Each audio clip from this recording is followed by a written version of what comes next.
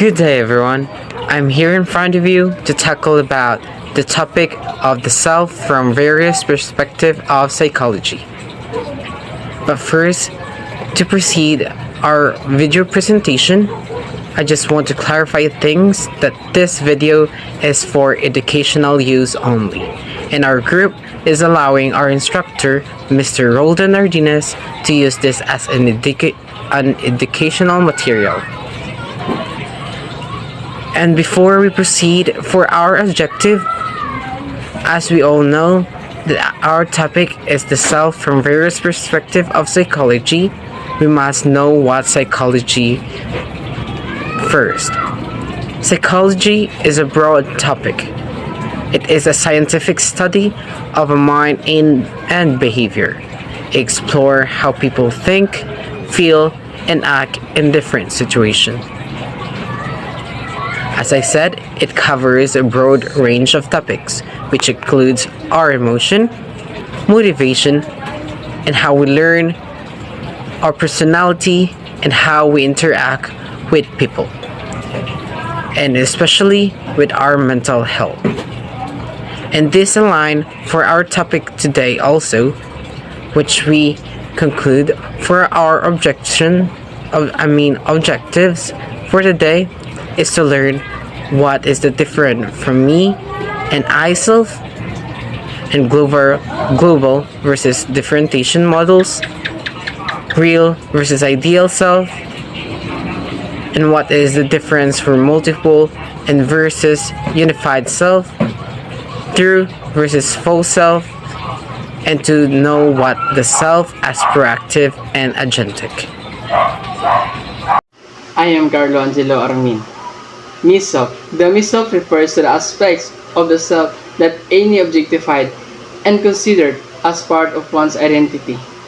It represents everything that an individual considers as belonging to themselves and on be categorized into three key components. Material self includes physical possession, the body, and anything tangible with one identifies with. For example, my clothes, my chair, my car. Second, social self relates to how one is perceived and recognized in social relationship and interaction. For example, I am a friend, a student, a parent. Third is a spiritual self, encompasses one's inner thoughts, beliefs, values, and emotions. For example, I am honest, I believe in kindness. Okay. And for example, for my me-self, is when you think of your own personality traits, your hobbies, your family, or your career. You are tapping into your me-self. The next one is a I-self.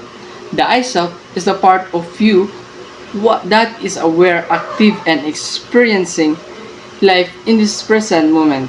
It's like the thinker, the doer, or the part of you that says, I am doing this, or I am thinking this.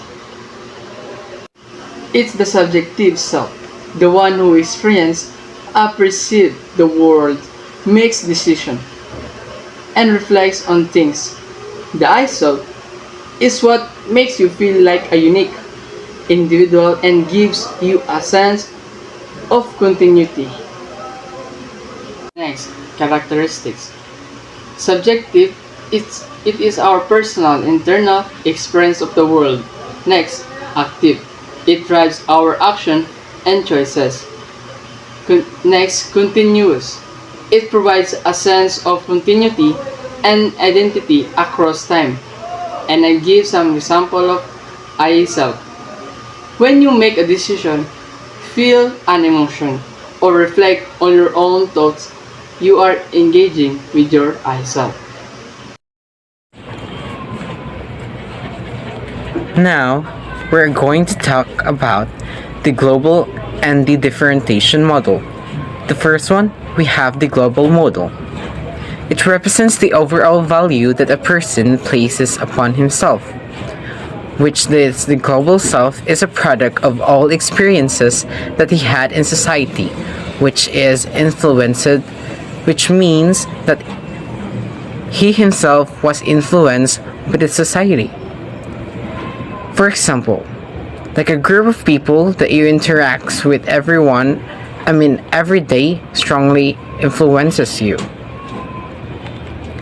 The next one, we have the differentiate model. It is affected by the presence of the others and has the ability to separate feelings and thoughts, which enables us to develop and sustain a unique identity to make our own choices and accept responsibility for our behavior and still be able to stay emotionally connected with our surroundings. Hi everyone, my name is Kurt Bremanubag and I'm going to explain what is real self are. So, the real self is who you truly are right now. It includes your actual traits, ability, feelings, and behavior. It's based on how you see yourself in the present moment without filter or expectations. Or in other words, in psychology, the real self and the ideal self are terms used to describe personality domains. The real self is who we actually are. It's how we think, how we look, feel, and act. The real self can be seen by others, but because we have no way of truly knowing how others view us, the real self is our self-image. The real self refers to the true, authentic version of a person, encompassing their genuine thoughts, feelings, behaviors, and values, free from external influences, societal expectations, or pretenses. It is who a person truly is at their core rather than the image they project or the roles they play in various contexts.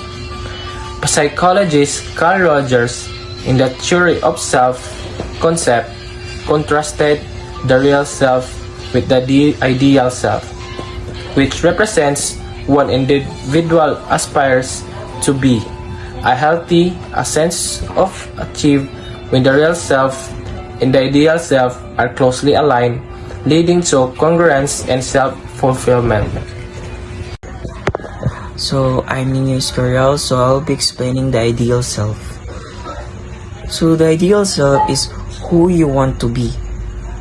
It includes the person you aspire to become, shaped by your dreams, goals, and the standard you set for yourself. So the ideal self, on the other hand, is how we want to be. It is an idealist image that we have developed over time, based on what we have learned and experienced. The ideal self could include component of what our parents have taught us, what we admire in others, what our society promotes, and what we think in our best interests. So ideal self, it's defined as refers to the person of oneself that person aspire to become, embodying their highest potential, values, and goals. It represents person vision of who they will be if they were able to meet all their personal and professional desires, qualities, and aspirations. This ideal self often serves as a source of motivation for growth, self-improvement, and goal setting. It will be influenced by societal standard or personal benefits. Thank you.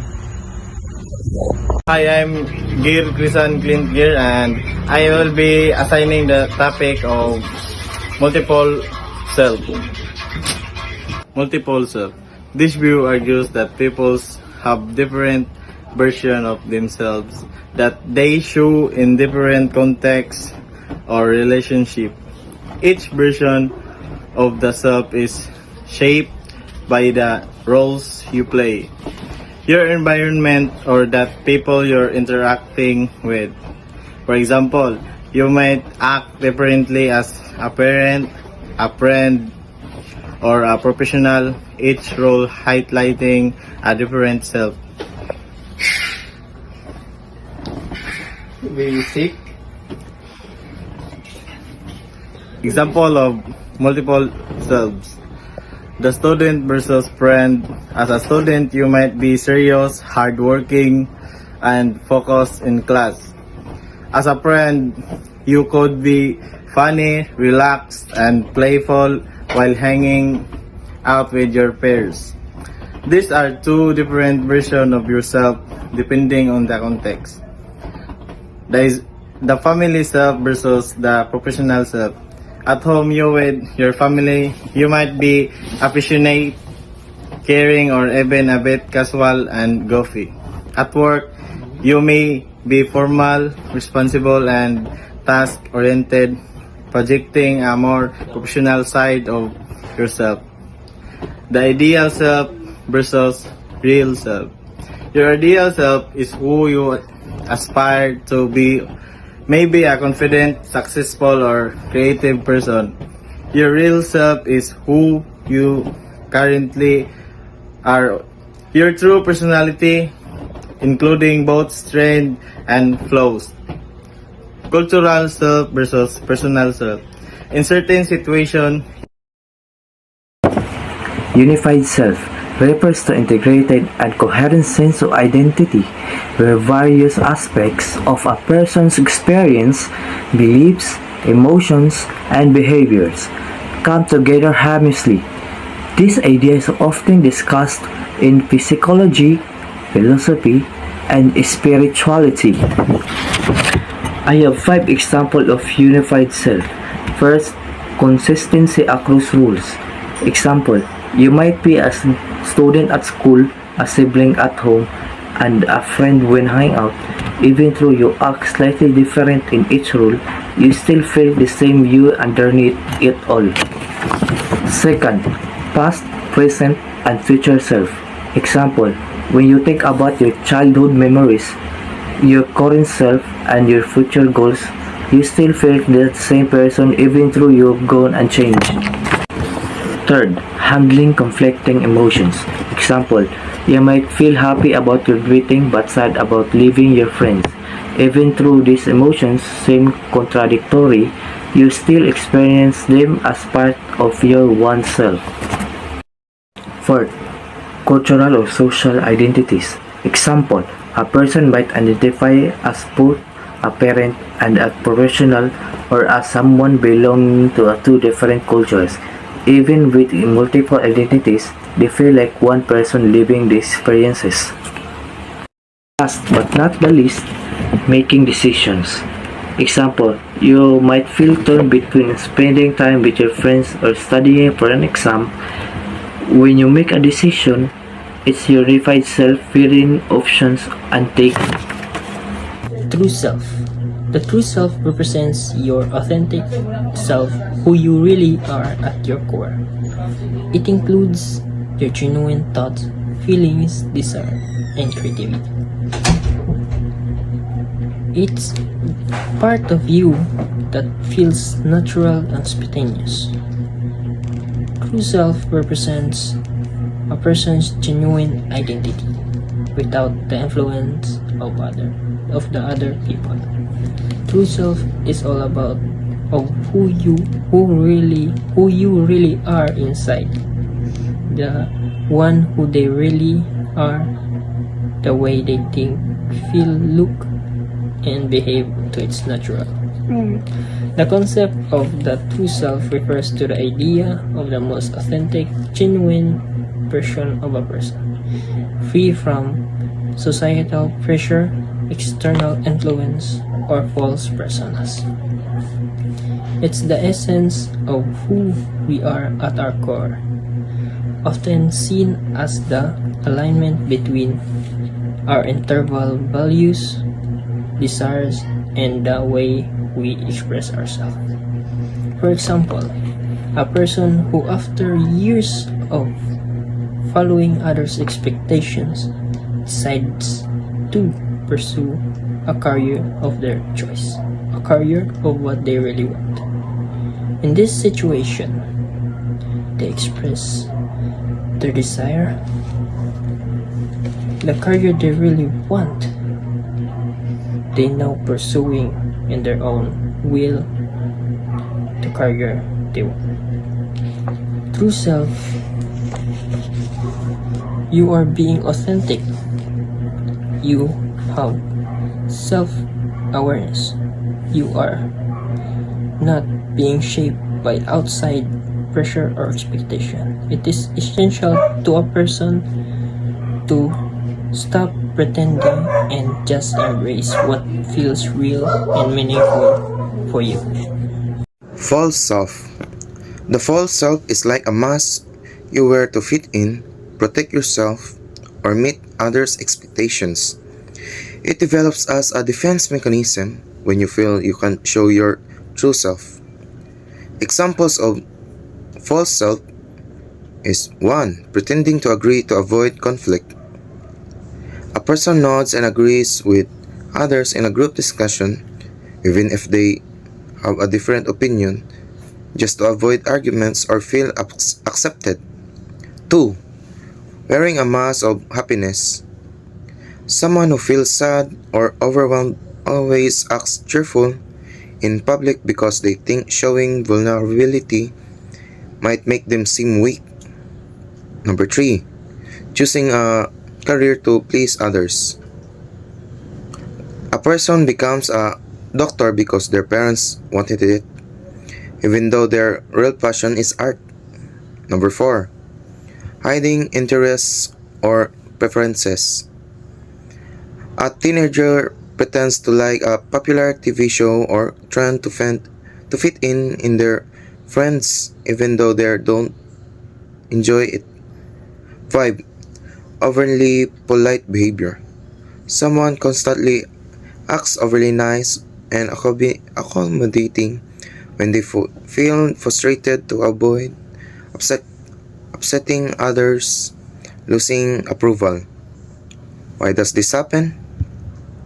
Well, people develop a false self as a way to adapt external pressures like a strict parenting, societal norms, or fear of rejection.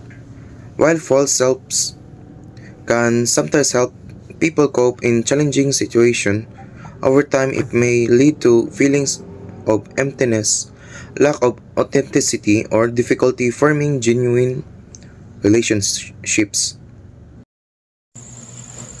The concept of the self as proactive and agentic refers to the idea that we are not just passive being reacting to life. Instead, we actively shape our own lives and take control of our actions and decisions. This view emphasizes our ability to influence our environment, set goals, and make choices that align with our desire and values. What is self as a proactive and self as agentic? So self as a proactive defined as controlling situation and preparing for problems. The idea that people can take charge of their lives and behavior by thinking about the future and focusing on what they can control. Example of proactive.